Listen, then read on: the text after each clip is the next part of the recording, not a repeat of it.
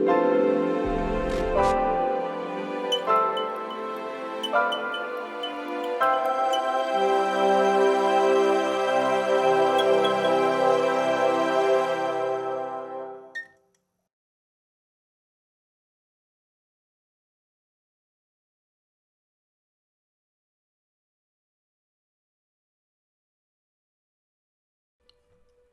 Most Sought-After Lost Films by Brianna Benezich. Films weren't always preserved like they are now, meaning there are hundreds of lost works of art we may never get to see. Introduction.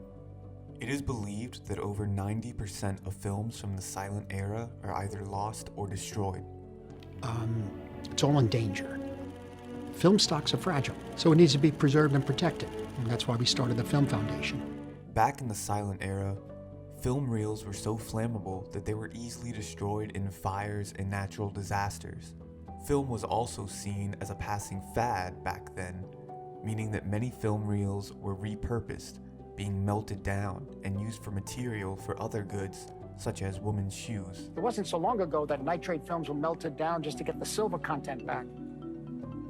In the 70s and 80s, prints of films were recycled to make guitar picks. Before the 1960s, films were also not preserved in the same way they are now for both historical purposes and rewatchable purposes, meaning that many film reels were even thrown away.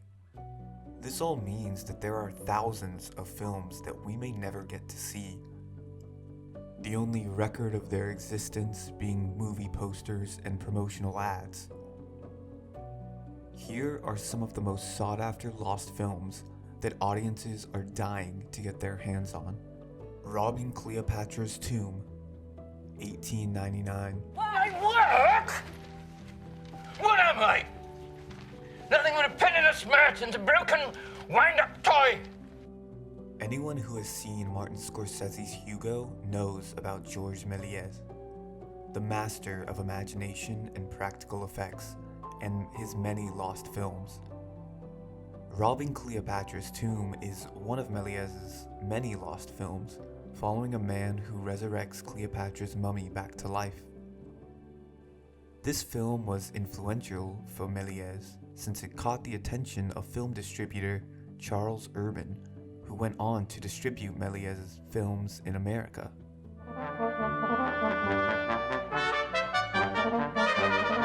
Without Robbing Cleopatra's Tomb, audiences may never have gotten to experience 1902's masterpiece, A Trip to the Moon. The Fairy Log and Radio Plays, 1908. Arguably the first adaptation of L. Frank Baum's The Wizard of Oz, the film was even narrated by Baum himself. Why, you're nothing but a great big coward. Interestingly enough, this film was not a traditional motion picture, but was instead shown at roadshows along with the live performance. The film featured elaborate stage costumes and hand-tinted colored slides. It retold the stories of the Oz novels, featuring such characters as the Tin Man and the Cowardly Lion. The film reel decomposed over time and was thrown out, leaving only a few production pictures left to prove its existence. The First Men in the Moon, 1919. Just a minute. Oh, Mr. Caver, I'm so glad to see you. This 1919 silent film is an adaptation of H.G. Wells' novel of the same name, making this one of the first adaptations of the author's work. The film, similarly to A Trip to the Moon, follows a group of spacemen who travel to the moon only to discover villainous aliens.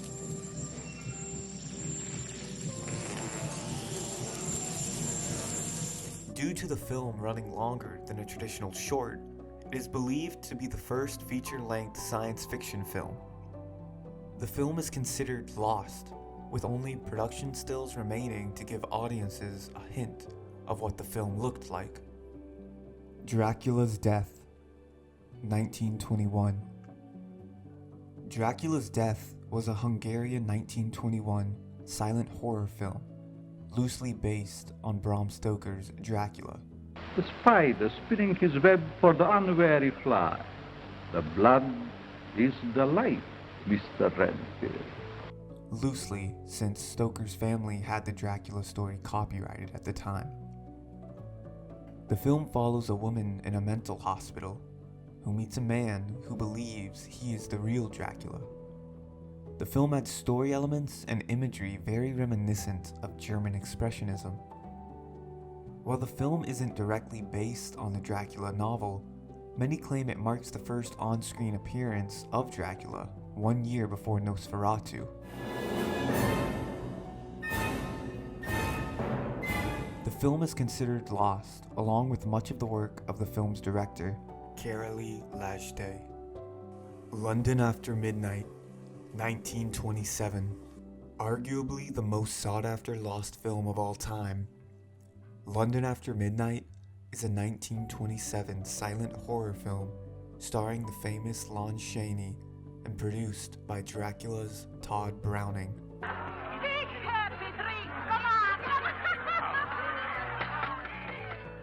Despite being a hit at the box office at the time, the last known copy was destroyed in the 1965 MGM Vault fire. The film interests many movie buffs due to its cultural significance in the horror genre and the chilling makeup for Chaney's character. Turner Classic Movies aired a reconstructed version of the film using the narration of the screenplay along with the film's remaining stills as a way to keep the film's history alive. Four Devils, 1928. Four Devils follows four orphan siblings who form a popular high wire act at a corrupt circus. The film is sought after due to the director being F.W. Murnau, who directed such classic films like Nosferatu, Faust, and The Last Laugh. There were two versions of Four Devils released under Fox, a silent version and a sound version.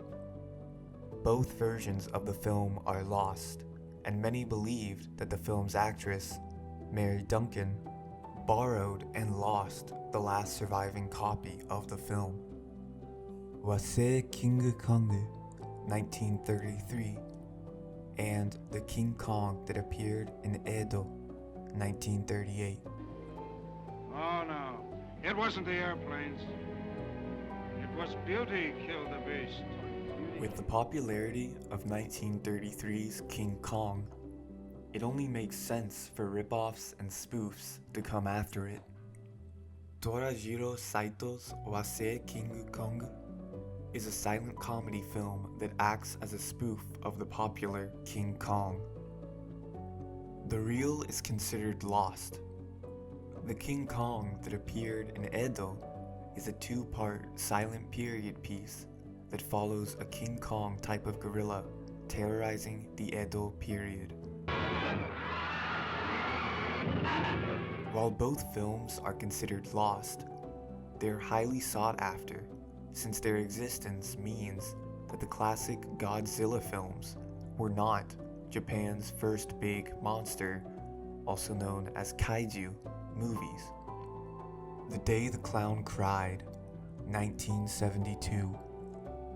Different from the other films on this list, The Day the Clown Cried is lost on purpose. We work to it, and it helps the scene. Then later I will extract the music and have my composer write something that's similar to it. Directed by and starring Jerry Lewis, the film follows a Jewish clown who is imprisoned in a Nazi concentration camp and is used by the camp to lead children to the gas chambers. Jerry Lewis was infamously so unhappy with the film's dark tone that he refused to release it, and it is currently in the possession of the Library of Congress. Many want to see the film for the sheer morbid curiosity of the plot, and many speculate to this day if the film would have been either tone deaf or a haunting portrayal of the Holocaust. Him, 1974. Him is a 1974 pornographic feature film made for gay audiences. The film follows a young gay man who develops a sexual obsession with Jesus Christ.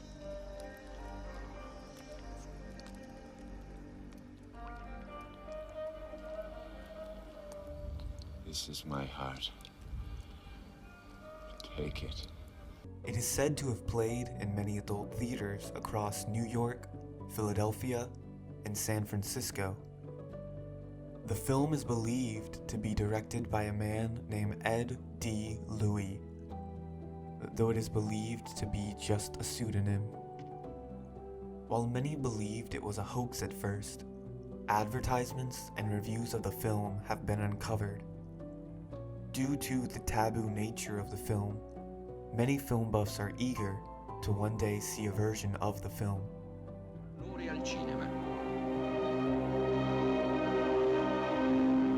Conclusion. The topic of lost films is always sad. Not just because your curiosity makes you want to watch these films, but because these films are a product of a lot of hard work from many talented people. Their hard work sadly will not be remembered, since it is either lost to the point of being unknown or lost to the point of only piquing one's curiosity.